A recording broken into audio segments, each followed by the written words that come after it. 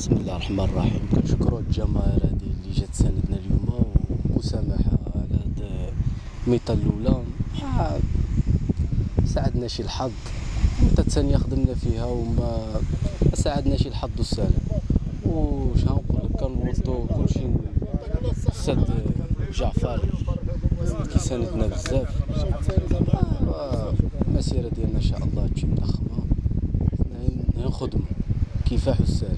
الحق حنا ان شاء الله ما نطيحوش، ان شاء الله السيمانه في وسط الوداد ان شاء الله نعملوا شي مقابله مزيانه ونمحيو هادشي اللي قاس كامل ان شاء الله. كنشوف المقابله ديال اليوم مقابله كانت في يدنا، ما استطعناش نحققوا 3 النقط. كنشكروا الجماهير اللي جات ساندتنا وما قدرناش نفرحوها، وكنتمناو يكون الحظ في المقابلات. مازال المقابلات الجايه، مازال مقابلات كثيره. عندنا الدراري مازال صغار، ومجموعه اول عام عاد كنتجمعوا مع بعضياتنا. ما عندناش واحد الخبره في هذا القسم فئه الامل. اول عام فريق اتحاد طنجة لفئه الامل، قدرنا نعملوا اللي علينا وما استعفناش الحظ. الشوط الاول كان الدراري باقيين ما دخلناش في المقابله من الاول حتى الشوط الثاني، عاد دخلنا وعملنا اللي علينا، وقلنا الدراري كاملين قاموا بالمجهود ديالهم، كلشي عمل اللي عليه. قدمنا الطلبات اللي عمل منا المدرب في الشوط الثاني وما استعفناش الحظ.